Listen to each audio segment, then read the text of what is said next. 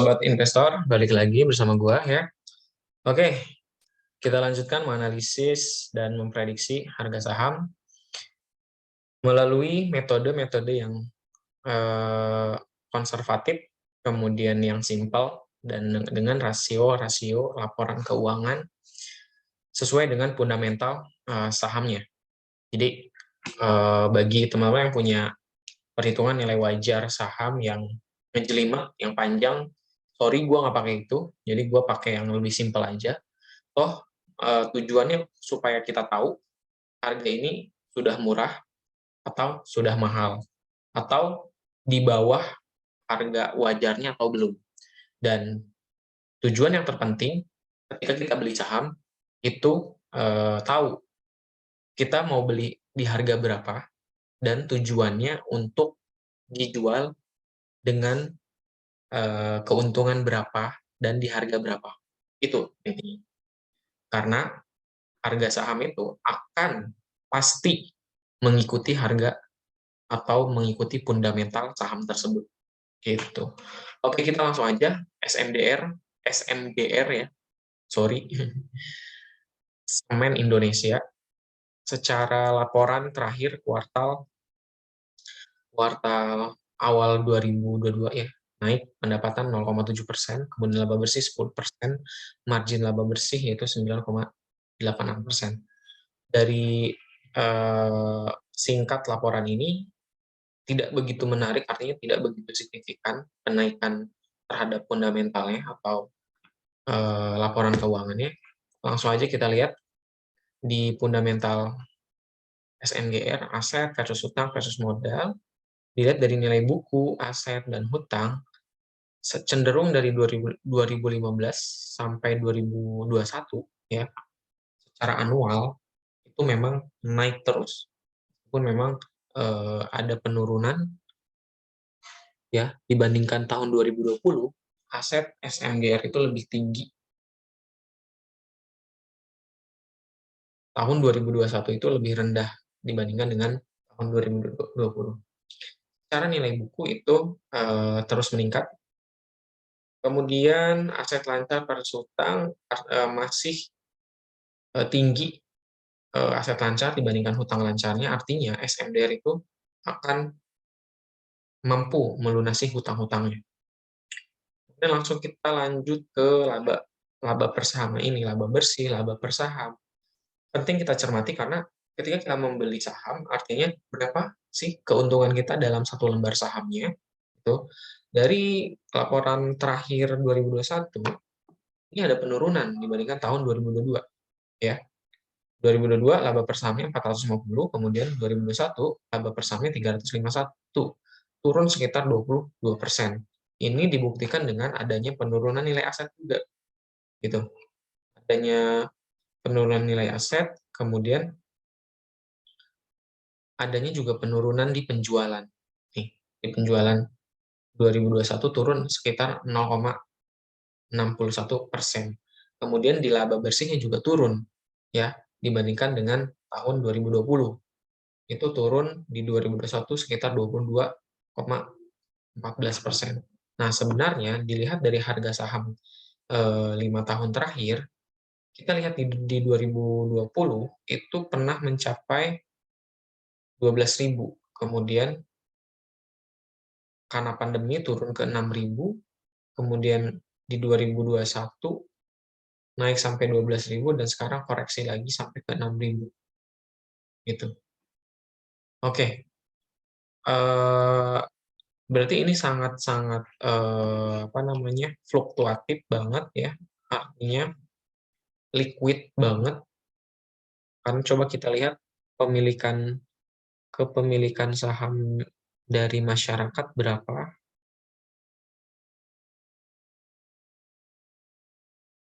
Di sini nggak tercantum nih masyarakat berapa.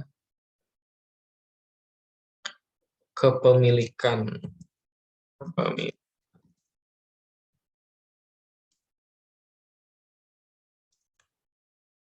kepemilikannya berapa?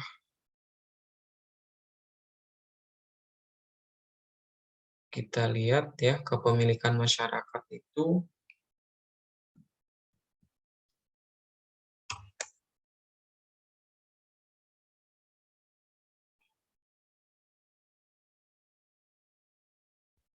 Pemerintah kepemilikannya 51,01%. Coba kita lihat masyarakat. Sekitar 15% ya. Sekitar 15% kepemilikan masyarakatnya. Jadi sudah di atas syarat dari BI ya, atau IDX, yaitu 7%. Langsung aja kita hitung. Ini SMGR, harga penutupan tanggal 5 bulan Juli 2022, 6.700. Revenue 2019 ke 2020 turun, 2021 ke 2022 naik. Ini secara kuartal ya. Kemudian net income naik 3 tahun berturut-turut. Oke. PE ratio 19,2%, di atas 10. Harapannya di bawah 10, namun ini di atas 10. Oke, nggak apa-apa. Kemudian dividen, harapannya di atas 3, ini untuk SMGR 2,54%. Oke, nggak apa-apa. Nanti akan kita lakukan penyesuaian menggunakan harga dividen. EPS secara anual 2020 ke 2021 turun, tapi secara kuartal 1 2021 ke 2022 itu naik. Oke. ROA, return on asset ya, 2,7%. Harapannya itu harusnya di atas 8%, tidak menarik jika dari ROA. Kemudian ROE 5,79%, harapannya di atas 8%, sama sekali tidak menarik. Tapi coba kita lakukan metode perhitungan, metode cross komparatif NPM yang disesuaikan dengan ROA dan ROE, didapatkan batas bawahnya 4%, batas atasnya 5,94%. Dan NPM SMGR untuk saat ini itu 6%. Masih di atas batas atasnya. Ya, artinya cukup. Ya. Cukup meskipun memang ROE-nya di bawah 8%. PBV, sekarang PBV-nya di 1,1%, harapannya di bawah 1, ya, harapannya di bawah 1, meskipun memang tidak semua saham itu harus di bawah 1, maka kita sesuaikan PBV sama dengan ROE, yaitu jika ROE-nya 10%, maka PBV-nya 1, jika ROE-nya 20%, maka PBV-nya 2, dan jika ROE 30%, maka PBV-nya 3, dan begitu seterusnya. Nah, ini kan cuma 5%. Kita sesuaikan 5,7% PBV-nya juga ya. Maka kita dapat dari Stockbit ya, book value-nya Rp6.023, dan harga wajarnya melalui skema ROE versus PBV itu Rp3.433. Jika dibandingkan dengan harga sekarang, itu marginnya 100% lebih mahal ya. Sekitar 49%. Artinya harga sekarang tuh kemahalan. Oke, itu baru satu. Kemudian yang kedua, kita PM method pakai evaluasi Stockbit ya. Kita pakai yang EPS CAGR 3 tahun, kemudian PI standar deviasi 3 tahun, didapatkan berapa?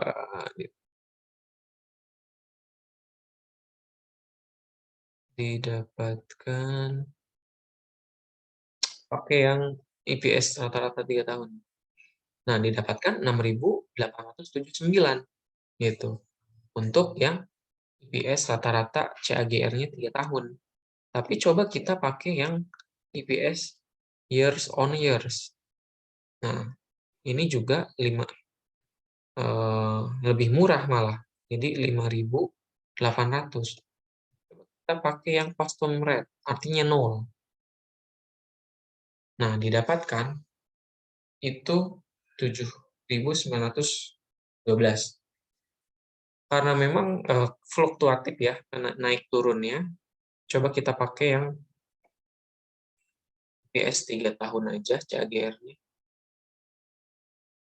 Atau pakai yang lebih optimis ya EPS-nya. Year to date, year on year growth. Itu kenaikan sebesar 10%. Maka harga wajarnya di 8.758. 8.758. Ini year on year growth. Kemudian min VBP 3 tahun ada di 1,75 rata-rata 3 tahunnya, sehingga didapatkan harga wajarnya ya itu 10.540 rupiah. Maka kita dapat nih harga wajar 3, kita tambahkan satu lagi. Kita tambahkan satu lagi untuk dividen, pakai harga wajar dividen. Itu dividennya di 17264 ya. 17264, kemudian pembagian dividennya itu 2,54% ya rasionya, maka didapatkan harga wajarnya itu di 6.796,85 rupiah. Maka coba kita tambahkan rata-rata harga wajarnya keempat metode tersebut berapa kira-kira? Rata-ratanya kita lihat. Coba hitung bagi 4. Nah, rata-ratanya itu menggunakan 4 metode, harga wajar dari SMGR itu 7.382. Dengan MOS ya. Dengan MOS kita lihat MOS-nya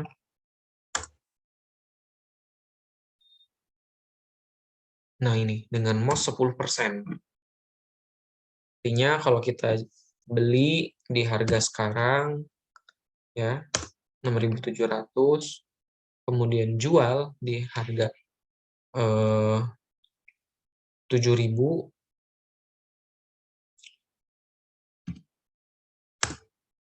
marginnya 10%. Menurut gue pribadi ini nggak masuk, masih nunggu harga murah dulu, wait and see ya. Menurut gue tunggu harga lebih murah lagi. Harapannya kalau misalkan kita dapat harga di 5.800 lah ya, kita dapat margin sekitar 27%. Jadi kalau pendapat gue itu tunggu di harga sekitar atau di harga 6 ribuan lah. Minimal kita dapat margin di 23% atau sekitar 20%-an. Kalau target kita misalkan konservatifnya di 7.100. Lumayan dapat 18%. Gitu ya. Gampang aja cara ngitung harga wajar, kapan kita beli, proyeksi kita dapat untung berapa, gampang aja. Caranya kayak gini. Gitu. Pokoknya gak usah ribet-ribet cara ngitung harga wajarnya. Intinya kita beli di harga berapa, kemudian kita juga tahu bakal jual di harga berapa. Itu harga untuk analisa dan prediksi SMGR ya. Tadi permintaan dari teman-teman, ada satu orang yang minta dihitungkan dan dianalisis SMGR. Bagi yang suka, di-like dan di-subscribe ya channelnya, videonya juga di-like, di-share ke teman-teman. Kalau ada yang penasaran terkait harga wajar SMGR, tulis di komentar kalau ada yang mau dihitungkan dan dianalisa sahamnya. Oke, itu aja ya teman-teman. Balik lagi ke pesan gue tadi, fundamental terkait saham, ya terkait harga juga akan balik ke fundamentalnya. Kemudian, jangan sampai nggak tahu alasan kalian membeli saham. Itu yang paling dasar. Jadi harus tahu alasannya, harus tahu beli di harga berapa, dan harus tahu dijual di harga berapa. Itu aja, terima kasih, sampai jumpa.